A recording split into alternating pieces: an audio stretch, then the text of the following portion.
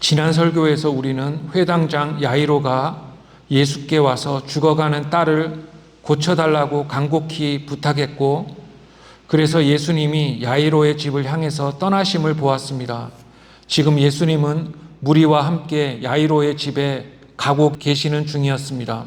오늘 본문은 예수님이 가시는 중에 혈루증을 오랫동안 앓아온 여자가 무리로 둘러싸인 예수님에게 다가가서 그 옷자락을 만지고 병이 나은 이야기를 담고 있습니다.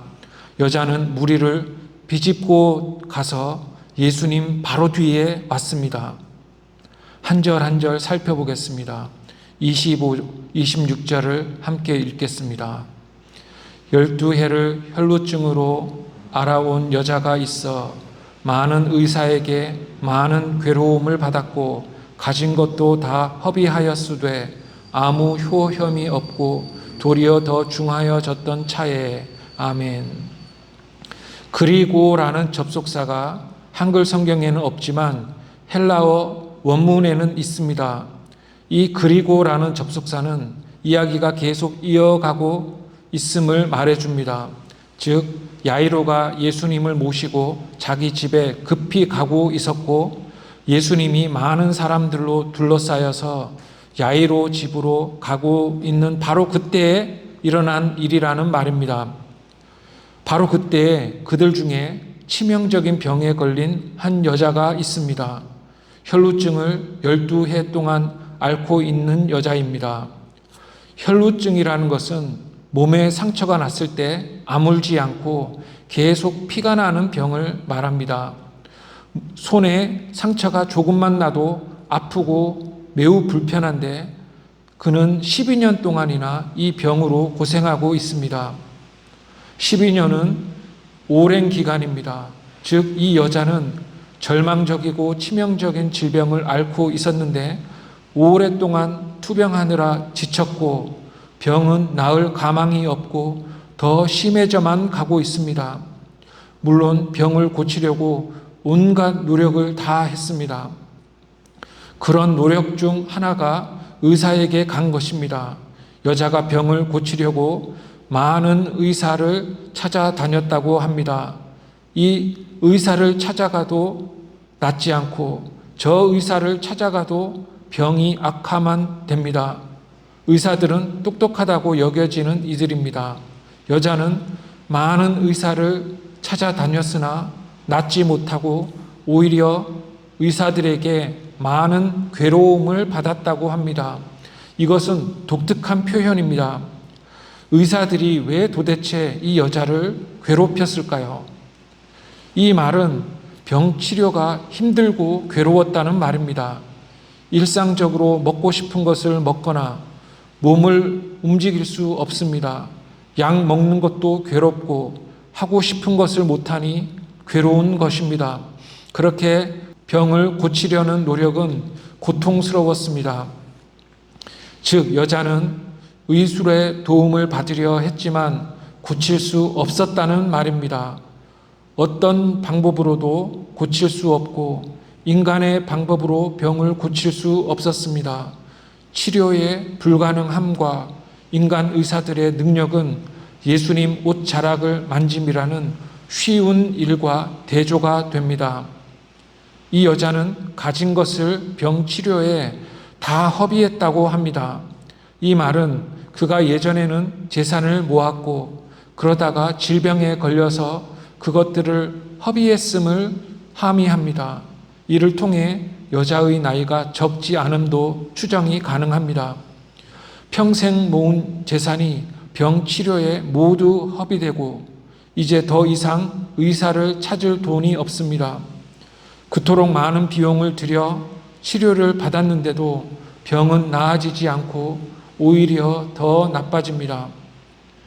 이제는 의사를 찾을 돈도 다 떨어져 죽을 날만 남았습니다. 살고 싶지만 살 방법이 없습니다. 그래서 여자는 마지막 방편으로 예수께 온 것입니다. 인간적인 방법에 의존할 수 없고 인간적인 방법을 사용할 비용도 없는 그때의 여자는 예수님에 대한 소문을 들었습니다. 여자는 먼 곳에서 살았지만 예수님의 사역지인 가버나움에 최근에 도착한 것 같습니다. 27, 28절을 함께 읽겠습니다. 시작. 예수의 소문을 듣고 무리 가운데 끼어 뒤로 와서 그의 옷에 손을 대니 이는 내가 그의 옷에만 손을 대어도 구원을 받으리라 생각함일러라. 아멘. 여자가 예수의 소문을 들었습니다.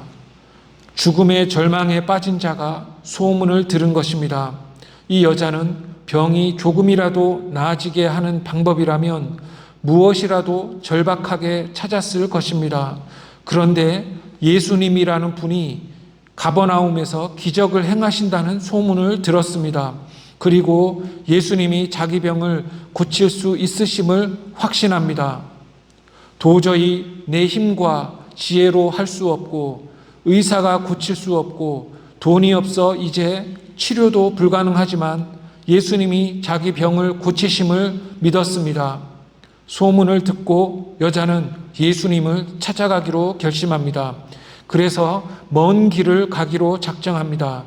이것은 살기 아니면 죽기의 여정입니다. 건강할 때 우리는 아무 도움이 필요가 없어 하고 살아갑니다. 그러나 아프거나 절망하면 각종 도움을 얻으려고 찾아다니며 비용을 지불합니다. 그러나 세상에 그 누구도 나를 도울 수 없을 때가 찾아옵니다. 질병에 걸렸을 때가 그렇고 죄의 문제도 그러합니다. 아무도 죄의 문제를 해결할 수 없습니다. 내 문제에 대해 내가 더 이상 아무것도 할 수 없을 그때에 하나님께 나아오는 것입니다. 모든 것을 잃고 나서야 주께 나아오는 것입니다. 전승에 의하면 이 여자는 먼 이방 땅에 산 이방인입니다. 그래서 예수님이 사역하시는 가버나움까지 온 것입니다. 그리고 마침 예수님이 큰 무리와 함께 지나가십니다. 그래서 수소문을 통해서 예수님이 누구이신지 알아내어 그에게로 온 것입니다. 그러나 가버나움에 와 보니 사람이 너무 많았습니다. 예수님이 가시는 곳마다 무리가 모여듭니다. 한글 성경은 여자가 무리 가운데 끼었다고 말합니다. 무리 가운데 끼었다는 이 표현은 여자가 큰 무리 가운데의 예수님 계신 곳까지 악착같이 가는 모습을 표현합니다. 많은 사람을 뚫고 가다가 무리 가운데에 끼었습니다. 너무 몸이 아파서 곧 죽을 것 같은 자가 마지막 힘을 다해서 예수님 바로 뒤까지 온 것입니다. 그는 남은 생명과 온 힘을 다해 필사적으로 거기까지 갔습니다. 가다가 죽을 수 있을 것 같았지만 안 가도 죽으니 안간힘을 다해 필사적으로 갔습니다. 구약 율법에 따르면 유출병에 걸린 자가 무리 가운데 가는 것은 불법이었습니다. 이 이방 여자가 지금 여기 있는 것은 불법입니다. 그러나 불법이어서 돌 맞아 죽을 수도 있었지만 어차피 병 때문에 죽을 몸이니 악착같이 나아왔습니다. 여자가 무리 가운데 한가운데에 있습니다. 그리고 기어이 여자는 예수님 바로 뒤로 왔습니다. 예수님 뒤로 왔다는 말은 그가 모르게 슬그머니 왔다는 말입니다. 여자는 자신의 무가치함과 불결함이 드러나기를 원치 않았습니다. 창피하고 불법이지만 목숨을 걸고 슬그머니 간 것입니다. 이 여자에게 예수님이 마지막 남은 생명의 희망이셨습니다. 더 이상 치료할 돈도 없습니다. 너무 삶이 힘듭니다. 마지막으로 예수님이 고쳐주신다는 한 가닥 희망을 걸고 예수께 간 것입니다. 그리고 자기 같은 불결한 이방 여자도 사랑이 많으신 예수님이 거절하지 않으시고 받아주셔서 고치실 것임을 믿었습니다. 그리고 여자는 예수님 옷자락에 손을 대었습니다. 예수님 계신 곳까지 올 때는 생명을 잃을 각오를 하고 왔는데 이제 겨우 옷자락에 손을 댈 힘밖에 안 남았습니다. 손을 대면 나을 것 같아서 손을 대었습니다.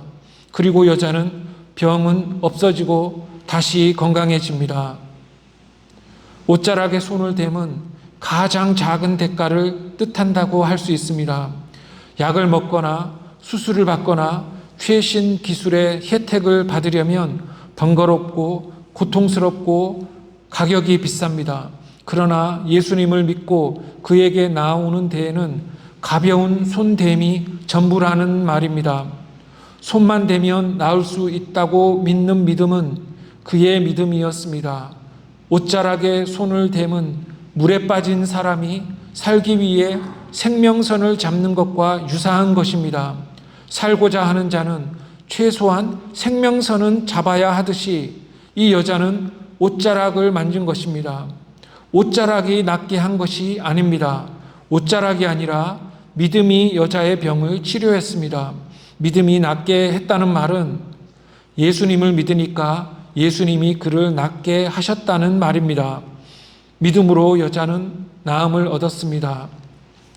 여자가 와서 옷자락을 만짐을 예수님은 다 아셨습니다. 29절을 읽겠습니다. 시작. 이에 그의 혈루 근원이 마름에 병이 나은 줄을 몸이 깨달으니라. 아멘. 여자는 병이 나았습니다. 자신의 믿음대로 여자는 고침을 받았습니다. 정말 예수님이 그를 불결하다 하지 않으시고 고쳐주셨습니다. 옷자락을 만진 후 나았지만 예수님은 바로 그 순간에 그를 고치십니다. 고치신 분은 예수님이며 예수님에게는 어려운 일이 없습니다. 따라서 능력이 나가서 능력이 줄어들지 않았으며 능력이 훔침을 당한 것이나 슬그머니 유출이 된 것도 아닙니다. 예수님이 그를 직접 그때 고치신 것입니다. 예수님이 고치고자 하여 고치신 것입니다. 아무도 예수님의 능력을 도둑질할 수 없고 슬그머니 빼앗을 수 없습니다. 예수님은 여자가 신앙을 올바로 고백하기 전에 고치십니다. 그에게 목숨을 걸고 나아온 갈급함과 간곡함을 믿음으로 인정하시고 그를 고치신 것입니다. 세상에 어떤 것도 고칠 수 없고 예수님만이 고치실 수 있음을 믿고 나온 그를 예수님이 불쌍히 여기셔서 고치셨습니다. 그토록 많은 사람들이 있어도 예수님은 한 사람을 주목하십니다. 예수님의 영적 임재는 영적인 것들과 일치합니다. 예수님은 그를 간절히 찾는 자의 영혼과 내면을 보신다는 말입니다. 많은 사람이 예수님을 둘러싸고 있었지만 믿음으로 그에게 나온 이 여자를 예수님이 영적으로 보셨습니다. 예수님은 처음부터 그때까지 계속 보고 계셨습니다. 계속 보고 계시면서 끝까지 예수님께 나오는 여자의 행동하는 믿음을 보신 것입니다. 이 말을 하는 이유는 옷자락이 고친 게 아니라 여자가 옷자락을 만질 때 예수님이 고치셨음을 강조하기 위함입니다. 예수님은 계속 보고 계시다가 여자가 옷자락을 만질 바로 그때 그 여자를 고치셨습니다. 그러므로 여자가 옷자락을 만질 때까지 예수님이 모르셨다는 것은 말이 안 됩니다. 오히려 그날뿐 아니라 오래전부터 알고 계셨다고 하는 것이 더 말이 됩니다. 후에 예수님은 내 믿음이 너를 구원했다고 말씀하십니다. 예수님은 내 병이 나았다고 하지 않으시고 내가 구원받았다고 말씀하십니다. 이것은 영혼의 구원을 뜻합니다. 영혼의 구원이란 사탄의 자녀가 하나님 자녀가 되는 것을 말합니다. 여자는 영혼의 구원을 받았습니다. 질병의 나음보다 영혼의 구원이 훨씬 더 큰 축복입니다. 병은 안 낫고 영혼만 구원받은 게 아니라 병도 낫고 영혼 구원도 받았습니다. 고통 때문에 와서 예수님 신앙을 가집니다. 예수님은 영혼 구원에 더 관심이 많으십니다. 옷자락이 아니라 여자 속의 신앙 때문에 나음과 구원을 함께 받은 것입니다. 여자의 믿음은 무엇일까요? 여자는 예수님의 치유하시는 능력을 믿었고 하나님만이 그런 능력을 가지고 계심으로 예수님이 하나님이심을 믿었던 것입니다. 이것이 오늘 본문의 내용입니다. 한 가지만 말하면서 말씀을 맺겠습니다. 인간은 절망을 통해 예수님께 나아온다는 것입니다. 혈루병 앓던 여자는 병을 고치기 위해 모든 방법을 다 사용했고 많은 의사를 찾아가 치료를 받았지만 치료 과정은 괴롭고 병은 악화만 되었습니다. 그러다가 재산을 다 허비하여 생계 수단도 소진되었습니다. 큰 절망의 상태에서 그는 예수님을 찾아간 것입니다. 본문에 나오는 혈루병은 한 예에 불과합니다. 인간은 어떤 문제에서든지 크고 작은 실패를 경험합니다. 내 자신에 대해서도 그렇고 내 가족에 대해서도 그렇고 내가 속한 사회에 대해서도 그러합니다. 아무리 하려고 해도 되지가 않습니다. 온갖 비용과 시간과 에너지를 다 써도 나아지기는커녕 계속 악화가 되고 괴로움과 고통은 더해가고 결국은 죽음 문 앞에 다가갑니다. 자녀 문제, 배우자 문제, 장래 문제, 학교 문제 등 인생의 크고 작은 문제에 대해서도 마찬가지입니다. 더 이상 나아지지 않고 인간의 노력이 한계에 다다를 때 더 높으신 분을 찾는 것입니다. 천만인의 대적이 사면을 둘러싸고 있을 때 예수님께 나아가 도움을 구하는 것입니다. 그렇게 하나님께 나아갈 때 하나님은 육체를 고치신 후에 영혼을 고치십니다. 하나님은 육체와 영혼의 생명을 창조하셨으니 그는 생명의 근원이 되십니다. 그러므로 육체의 질병을 가지고 하나님을 의지하는 자는 영혼의 생명의 회복까지 얻는 것입니다. 하나님은 영혼에 더 관심이 많으시며 그의 관심은 육체가 아니라 영혼의 치료인 것입니다. 혈루병 걸린 여자는 평생 질병을 고치느라 시간과 돈을 허비했는데 예수님이 단번에 고치시고 영원한 생명을 주셨습니다. 육체의 도움을 받으려고 나와서 영혼의 구원, 영생을 받게 된 것입니다. 육체의 고통에서 나와서 영혼의 평안을 얻었습니다. 이 여자는 질병이 나음받은 후 세상을 주관하시는 하나님을 두려워하게 되었습니다. 영혼이 회복되어 하나님의 위대하심과 거룩하심을 본 자는 육체의 죽음을 두려워하지 않고 영혼의 죽음을 더 두려워하게 됩니다. 이전엔 질병과 그로 인한 죽음이 더 두려웠으나 이제는 하나님을 경외하게 되었다는 말입니다. 이게 신앙의 성장 과정입니다. 하나님의 도우심을 통해 질병이 낫고 실패를 극복하는 경험을 통해서 인간은 하나님이 생명의 근원이심을 그리고 전능하심을 깨달으면서 신앙의 씨앗이 자라나는 것입니다. 그러므로 우리는 육신의 질병이 있다면 간절히 하나님께 기도하고 각종 두렵고 어려운 일을 만났다면 그를 만나기 위해 그에게 안간힘을 다해 나아가야 합니다. 영혼의 질병이란 하나님을 두려워하지 않고 세상 것을 두려워하는 것입니다.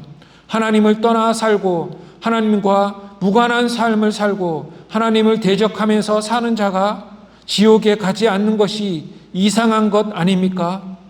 완전한 태만과 악행 가운데에서도 괴롭지 않고 하나님의 영벌이 두렵지 않는 것이 이상한 것 아닙니까? 그러나 자기 죄와 허물을 깨닫고 예수께 나아가 그의 옷자락을 만지는 자를 예수님은 구원하시는 것입니다. 그러므로 죽음이 두려운 자는 하나님께 나아오십시오. 아무리 몸부림을 쳐도 한 걸음을 나아가지 못하고 제자리 걸음하고 있다고 생각하는 자도 예수님께 나아오십시오. 그리고 그에게 기도하십시오. 하나님 제발 저를 도와주세요. 외치시기 바랍니다. 소리를 쳐도 되지만 예수님 옷자락을 만지십시오. 능력이 많으신 예수님, 우주의 하나님, 이 작은 주의 옷자락만큼의 능력으로도 나를 낫게 하실 수 있음을 믿습니다 하고 그에게 나오면 하나님이 고쳐주실 것입니다. 세상의 일에서 실패한 자도 그리스도께 나아와야 합니다. 싸움에서 실패한 자도 그리스도께 나아와야 합니다. 영혼의 질병에 걸린 자도 마찬가지입니다. 자신이 의인이라고 확신하는 자는 예수님께 나아오지 못합니다. 그러나 자신이 거룩하신 하나님 앞에 불결함을 깨닫고 세상 아무것도 의지할 것이 없음을 절실히 깨닫는 자가 예수님께 나아오는 것입니다. 그러나 성경이 기록된 이유는 실패하지 않고도 미리 말씀에서 깨달음을 얻어서 신앙을 갖는 것입니다. 이 말씀을 들은 우리는 미리 하나님께 나아가야 할 것입니다. 우리가 어떤 인생의 과정에 있든지 간에 하나님께 도움을 얻어 신앙이 성장하는 한 해가 되기를 주의 이름으로 축원합니다. 기도하겠습니다. 하나님 아버지, 오늘 주신 말씀처럼 절망에 빠진 자가 있다면 주께 나와 예수님을 굳게 붙들어 문제의 해결과 영적 생명의 회복을 얻게 도와주시며 또한 절망에 빠진 자들에게 복음을 전해 심어 주께 돌아오게 하는 성도가 될 수 있도록 도와주시옵소서. 예수님의 이름으로 기도합니다. 아멘.